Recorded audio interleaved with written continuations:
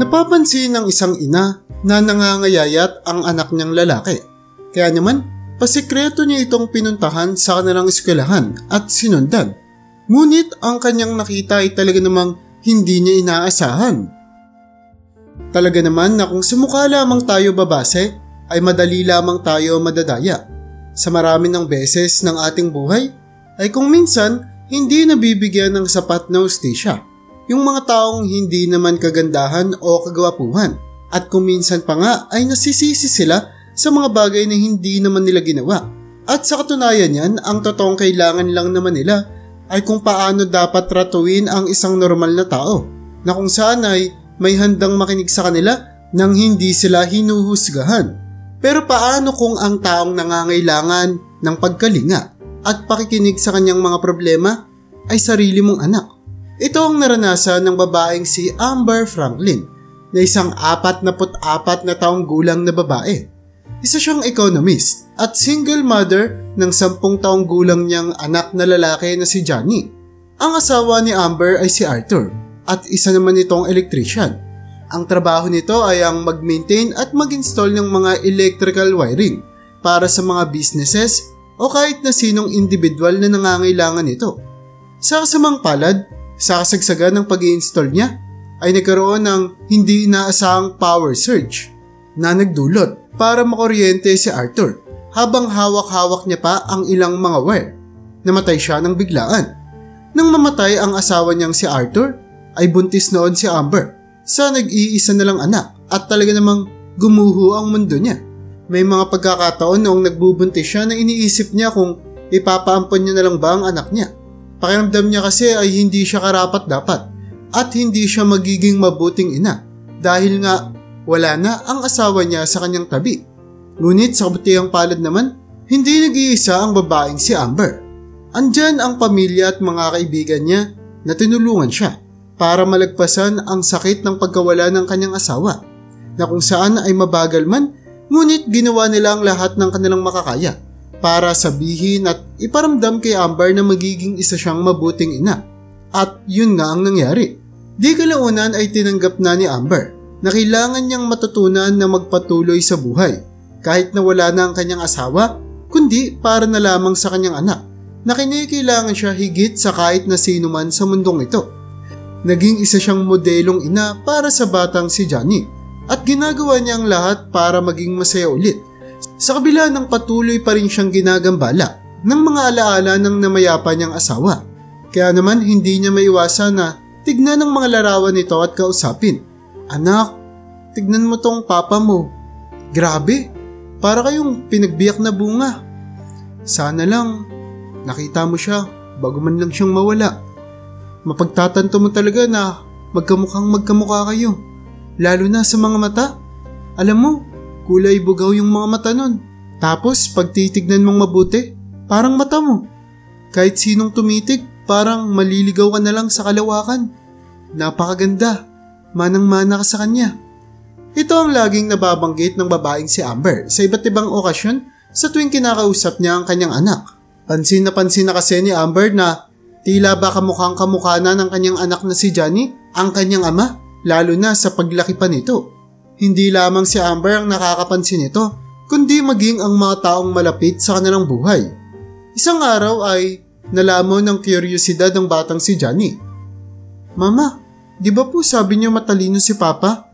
Maganda din po ba yung mga grades niya sa school? Tanong ng bata. Oo naman anak, matalino siya. Sobrang talino. At sobra din siyang determinado na gawin lahat ng mga bagay na gusto niyang gawin. Pero, kinlaro naman na sa akin ng papa mo dati pa na gusto niyang ipagpatuloy yung family business nila. At kahit hindi yun align sa talino niya, gusto niyang maging electrician. Ayun kasi yung trabaho na sobrang nagpapasaya talaga sa kanya. At hanggang kamatayan, hindi niya yun kayang iwan. Pero, bakit mo naman natanong, nak? Tila ba ay naguguluhan at hindi maintindihan ni Amber kung ano ba ang intensyon ng kanyang anak, kung bakit niya naitanong ang bagay na iyon. Matalinong bata naman si Johnny. Sa katunayan nga niyan, ni isa sa kanyang mga exam ay hindi siya bumagsak. Mahal na mahal niya rin ang pagbabasa. At magaling din siya sa kahit na ng sports na nilalaro niya. Kaya naman wala dapat siyang ipag-alala sa mga aspetong ito. Wala lang po ma, na-curious lang po ako. Gusto ko lang po na maging proud din po kayo sa akin. Gusto ko po na pareha kayong maging proud po sa akin. Sobrang importante po nun para sa akin. At ayaw na ayaw ko pong madismaya po kayo sa akin mama. Saad ng bata habang tinatapos niya na ang paglalagay ng mga baon niyang pagkain sa kanyang backpack.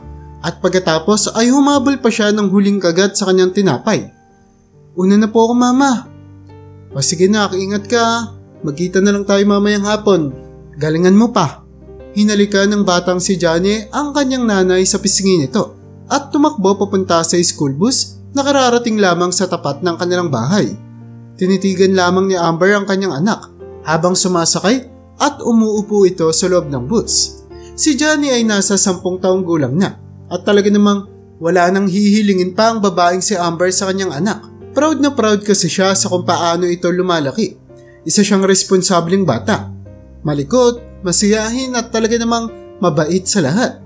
Sa katunayan nga niyan, ni minsan ay hindi pa ito napapaaway. At alam niya na ayaw din ng kanyang anak ang pakikipag-away.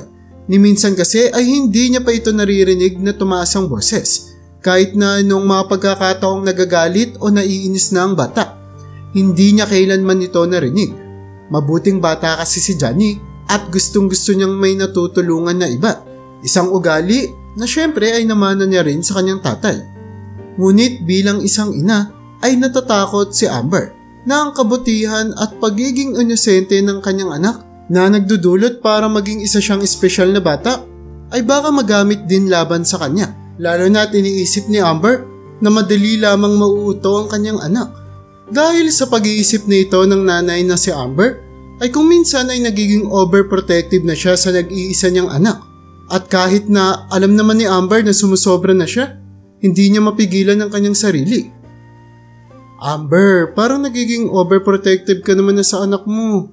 Hindi ka naman binibigyan ni Johnny ng sapat na rason para magkaganyan ka. Alam mo naman na matalino siyang bata. Alam niya naman yan kapag sinubukan siyang lokohin o tuutuin ng kahit na sino. Kaya kumalma ka. Ito ang paulit-ulit na sinasabi ng nanay ni Amber sa kanya. Sa tuwing nababanggit ni Amber kung gaano siya natatakot na baka masaktan lamang si Johnny ng mga taong pinagkakatiwalaan niya. Sinusubukan ko naman mama pero hindi talaga siya madali. Alam mo naman na siya na lang yung natitirang pamilya ko. At kung may mangyari pa sa kanya, hindi ko na alam yung gagawin ko. Wika naman ng babaeng si Amber na bakas ang kalungkutan sa kanyang mukha. Di naman talaga madali yung bagay na yan. Bilang nanay mo, hanggang ngayon nagdurusa pa rin ako para sa'yo. Pero kailangan nating matutunan na pagkatiwalaan yung mga anak natin at gumawa ng sarili nilang pagkakamali. Kasi 'di ba sa pagkakamali naman doon tayo natututo? Anak, maniwala ka sa akin. Huwag kang mag-alala sa anak mo, matalino siyang bata. Dagdag pa ng matanda sa kanya. Sige ma, susubukan ko. Saad ni Amber sa pagtatapos ng kanilang pag-uusap. Pero sa loob-loob niya, alam niya kung gaano kahirap na panghawakan ang kanyang pangako sa nanay niya. At ganun nga ang nangyari. Ilang mga buwan pa lamang kasi makalipas ang pag-uusap nilang ito ay tila ba binasag niya na kagad ang kanilang usapan at pangakong kanyang binitawan. Lahat ng ito ay nangyari sa kasagsagan ng isang ordinaryong araw. Kauwi lamang ni Amber sa kanilang bahay at katatapos niya lamang din kumain. Naghihintay siya sa kanyang anak na umuwi mula sa paaralan. Kilala ni Amber ang batang anak niya bilang maagap at masunurin. Kaya naman kung pumatak na ang 4:00 ng hapon at hindi pa rin nagpapakita si Johnny sa kanilang bahay, ay doon na magsisimulang maubos ang pasensya ni Amber. At noong mga pagkakataon nga na ito ay late umuwi ang kanyang anak. Kaya naman tatawagan na sana ng nanay ang paaralan na pinapasukan nito para malaman kung bakit hindi pa umuwi ang anak niya. Nang bigla na lamang bumukas ang harapang pinto ng kanilang bahay. Mama, nandito na po ako. Wika ni Johnny na inaanunsyo ang kanyang pagdating. Sorry ma, na-late po ako. Kinikilangan po kasi namin tapusin yung science project namin ng classmate ko sa school eh. Pagpapaliwanag niya pa sa kanyang nanay na mayroong nangungumbensing ngiti. Hindi kayang magalit ni Amber sa kanyang anak At sa halip ay sinalubong niya na lamang ito ng yakap at malaking ngiti. Ngunit habang ibinibigay niya sa kanyang anak ang snack nito at masarap na peanut butter sandwich, ay napansin ni Amber na hindi ganoon kasaya si Johnny tulad noong mga nakarang araw. Sa katunayan niyan, tila ba sobrang pagod ang bata. Nangingitim din ang ilalim na parte ng kanyang mata na parang isang malaking eye bag. At napansin niya pa na namumutla na ang mukha nito. Ginawa niya naman ng lahat para hindi siya mag-overthink. Iniisip na lamang ni Amber na sadyang naging mahaba lamang ang araw ng kanyang anak sa paaralan nito. Isa kasing mabuting estudyante ang kanyang anak. Kaya naman kung minsan ay nagsisipag ito ng mabuti para makakuha ng magagandang grado. Ngunit ang pinakakinatatakutan ng isang ina na katulad ni Amber ay biglang nagpakita.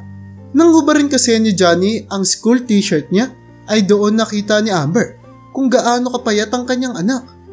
"Johnny, bakit parang ang laki naman ng pinayat mo?" Labis na gulat at pagkatakot ang nararamdaman ni Amber. "Anak, di ba pinapakain naman kita ng maayos dito sa bahay? Bakit papayat ka ng ganyan?" Nang sinabi ito ni Amber ay tila ba ninervyos ng malala ang bata at kitang-kita ni Amber sa mga mukha ng anak niya kung gaano ito nag-aalala. "Johnny anak, meron bang bumabagabag sa'yo?" Wika ng babae na hindi niya na rin matago ang kanyang pag-aalala. Ilang mga segundo pa makalipas ay sinubukan ni Johnny na tatagan ang kanyang sarili at itago ang kanyang nararamdaman. "Okay lang po ako mama." Wika ng bata nang hindi tumitingin sa mga mata ni Amber. "Hindi ko po alam bakit pumapayat po yata ako pero okay lang po talaga ako mama, pangako po." Ngunit alam naman ni Amber na mayroong tinatago ang kanyang anak sa kanya. Kaya naman sa isa pang pagkakataon ay tinanong niya ito. "Anak, Johnny, kung may gumugulo sa iyo," marahang wika nito, "sabihin mo lang sa akin. Natatakot lang ako na baka hindi ka nakakakain ng tama sa paaralan." Hindi po ma, hindi po. Kumakain po ako ng tama sa school." Mabilis naman na sagot ni Johnny sa nanay niya. Pero nang makita niya kung gaano kabilis itong sumagot, ay doon naliwanagan si Amber na totoong may mali sa kanyang anak. Kung ganun pala, kamusta naman yung adobong manok na binigay ko sa iyo kanina para kainin mo sa lunch? Nagustuhan mo ba yung sabaw? Pagtatanong ni Amber. "Opo mama, ang sarap. Alam na alam niyo po talagang magluto ng pinakamasasarap na pagkain. Para pong chef kayo no?" Sagot naman ni Johnny. Ngunit ang sagot niya na ito ay talaga namang nagpadagdag lamang sa pag-aalalang nararamdaman ni Amber. Hindi naman kasi nagluto si Amber ng adobo noong araw na iyon. Nagsisinungaling ang kanyang anak harap-harapan at kinikailangan niyang malaman kung bakit ginagawa ito ng kanyang anak. "Johnny," biglang naging seryoso ang ekspresyon sa mukha ni Amber, sabay hawak sa mga balikat ng anak niya. "Hindi ako nagluto ng adobo para sa iyo ngayong araw. Sandwich lang yung nilagay ko sa bag mo." Saad ng babae. Ganun po ba ma? Siguro po nalimutan ko lang. Lagi niyo po kasing sinasabi sa akin na chicken yung lulutuin niyo sa akin para sa lunch. Nalito lang po siguro ako. Yung sandwich po, masarap." Pero nang makita ni Amber kung paanong sinusubukan ni Johnny na ilihis ang mga sagot sa tanong niya, ay naisip na ni Amber na kailangan na muna nilang tapusin ang pag-uusap na iyon. At siya na mismo ang aalam sa nangyayari sa paaralan kung bakit laging tila ba gutom na gutom ang kanyang anak. Sa sumunod na araw, nagmaneo si Amber papunta sa cafeteria ng school nila Johnny. Kasagsagan niyo ng tanghalian at doon ay pasikreto niyang tinignan ng kanyang anak na nakaupo lamang mag-isa sa table ng cafeteria.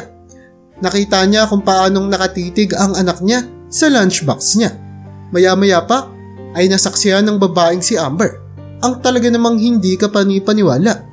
Bigla kasing lumapit si Ginoong Miller. Ito ay ang panibagong physical education teacher nila Johnny. At pagkatapos ay bigla na lamang nitong kinuha ang lunchbox ng bata. Nakita ni Amber na hindi man lang umimik ang anak niya sa teacher niya at ni hindi man lang ito pumalag noong kunin ng lalaki ang mga pagkain na hawak niya. Hindi na nga kaya pang panoorin ni Amber ang kanyang napapanood at wala man lang gawin. Kaya naman ay mabilis at galit na galit siyang tumayo. Lumabas siya sa kanyang kotse at dumiretso sa principal's office para i-report ang nangyari. Ano bang nangyari dito? Nakita ko yung panibagong PE teacher ng anak ko, si Mr. Miller. Bakit niya kinukuha yung pagkain ng anak ko? Galit na salubong ni Amber sa principal. Araw-araw niyo ba itong ginagawa? Yun ba yung dahilan bakit nangangayayat yung anak ko? Talaga namang nag-uumapaw at sumasabog na sa galit si Amber habang nasa loob siya ng opisina ng principal.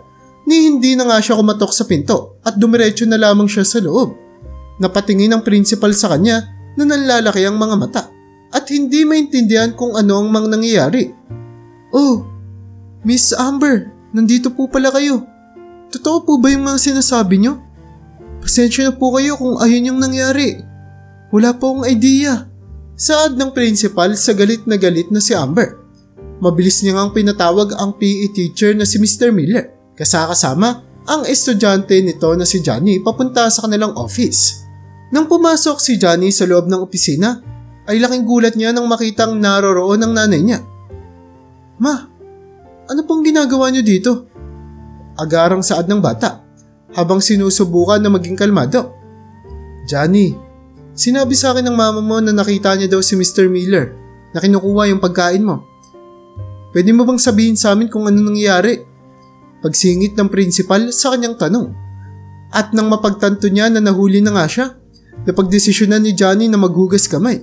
Bago magsalita, napatingin ang bata sa kanyang teacher at marahan namang tumango si Mr. Miller sa kanya. Dahil sa pagtango na ito ni Mr. Miller ay mas lalo lamang dumami ang mga katanungan sa utak ng babaeng si Amber. At sa bawat mga segundong lumilipas, ang pagkanerbiyos na nararamdaman niya ay patuloy lamang na lumalala. Mama, gusto ko pong malaman niyo na si Mr. Miller ay wala pong ginagawang masama. Idea ko po lahat to. Hindi niyo naman po sinabi na gawin ko to. At ako po yung nagpumilit sa kanya na tulungan ko siya, okay? Wika ni Johnny habang pinapanatili ang kalmadong tono sa kanyang pagsasalita. O sige, pero hindi mo pa rin sinasabi sa amin kung ano bang mali kay Mr. Miller at bakit ang natitirang solusyon na lamang sa problema niya ay hindi ka kumain. Pwede mo bang ipaliwanag sa amin yun? Pakiusap. Saad ng babaeng si Amber habang sinusubukan niya ring maging kalmado at intindihin ang mga sinasabi ng kanyang anak.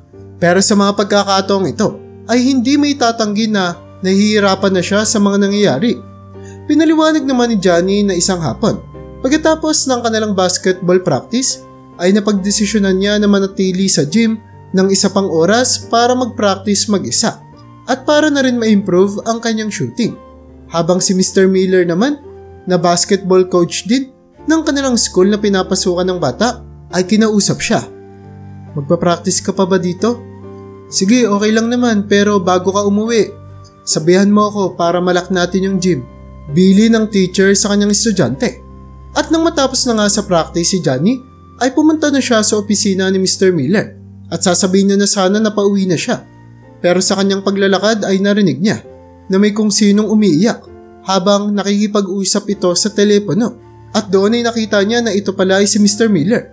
Alam naman ng batang si Johnny na hindi dapat makinig sa pribadong usapan ng mga tao, pero hindi niya mapigilan ang kanyang sarili at gusto niyang malaman kung ano bang mali sa kanyang coach. Ngunit talaga namang hindi handa ang 10 taon na batang si Johnny sa kanyang malalaman tungkol sa nakalulungkot na katotohanan na tinatago ng kanyang coach. Ang pangalan ng anak ng coach niya ay si Zach at 3 buwan pa lamang ang makalilipas ay na-diagnose ito na mayroong cancer.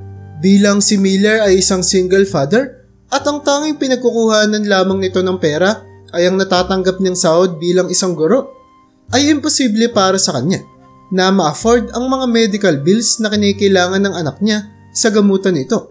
Sa katunayan nga niyan ay hindi nga halos sapat ang kinikita niyang pera para makabili ng pagkain at mabayaran ang mga gastusin nila sa bahay, katulad na lamang ng mga bill sa kuryente at tubig. Kaya naman, noong hapon na iyon ay umiiyak siya sa loob ng kanyang opisina sa gym. Sinabi kasi ng kausap niya sa telepono na kung hindi siya magbabayad sa utang niya, ay siguradong mawawalan sila ng bahay. Ayun po yung dahilan ko, kaya binibigyan ko po siya ng pagkain para maibigay niya po yun kay Zach sa anak niya. Ayoko naman po na magutom yung kawawang bata na yun. Patuloy na pagpapaliwanag ni Johnny. Lubha namang naantig ang puso ni Amber at ng principal dahil sa kanilang narinig. Kitang-kita kasi sa ekspresyon ng batang si Johnny kung gaano siyang nag-aalala sa nangyayari ngayon sa buhay ng kanyang guro. At sa parehong pagkakataon ay nahihiya rin siya dahil kinikailangan niyang magsinungaling sa kanyang ina. Tama na yun, Johnny. Kumalma ka. Hindi mo na kailangan magpaliwanag pa. Sa tingin ko, naging klaro naman na lahat sa atin kung ano nga ba talagang nangyayari. Biglang wika ng principal nang makita niya rin ang teacher ng kanilang paaralan na si Ginoong Miller na unti-unti na rin naaapektuhan sa mga nangyayari. Nahihirapan na rin kasi ang batang si Johnny na ipaliwanag ang istoryang ito. Oo anak, tama yung principal niyo. Tama na yun. Napakalaking misunderstanding lang yung nangyari. Ngayon, ang kailangan na lang natin gawin ay humanap tayo ng solusyon para kay Ginoong Miller. Kailangan nating makakita ng paraan para hindi na magugutom ang kahit na sino sa atin. At makakahanap na rin ng paraan si Mr. Miller kung paano bang maaalagaan ang kanyang anak. Ano sa tingin mo? Pagbibigay suwestyon ng babaeng si Amber. Totoo ba yan? Sobrang pagpapasalamat. Maraming salamat. Mula sa kaibuturan ng puso ko, maraming salamat. Saad ng teacher na si Ginoong Miller habang sinusubukan niya ang kanyang sarili na hindi na umiyak. At dahil nga sa kanilang nalaman, si Amber Franklin at ang principal ng kanilang paaralan ay napagdesisyonan na mag-organize ng isang fundraiser para matulungan ang teacher sa gastusin nito sa kanyang anak. Nasa kabatihang palad naman ay nagkaroon ng isang napakagandang resulta. Pasalamat na rin sa mga kontribusyon ng lahat ng mga teacher sa paaralan at iba't iba pang mga magulang na nakarinig sa kwento ng buhay ni Ginoong Miller. At sa tulong nga ng perang nakalap nila, ay nabayaran na ni Mr. Miller ang buong gamutan ng kanyang anak. Ngayon ang kakailanganin na lamang problemahin ay ang mga gastusin nila sa bahay. Pero dahil sa laki ng kanilang nakuha, maging yon ay nabayaran niya na rin. Habang ang babaeng si Amber naman ay paunti-unting natututunan na magtiwala palalo sa kanyang batang anak na si Johnny. Pinakita kasi ng musmus niyang anak na ang buhay ay mas magiging maganda kung magpapakita lamang tayo ng kabutihan sa ibang tao at simpatsya na talaga namang bibihira na lamang natin makita sa panahon natin ngayon. Pero kung ikaw ang nasa lagay ng batang si Johnny, ano ang gagawin mo para matulungan ang teacher mo? I-comment mo naman yan sa baba. Huwag mo na rin kalimutang pindutin ang like at subscribe button para makagawa pa tayo ng ganito kagagandang mga istorya.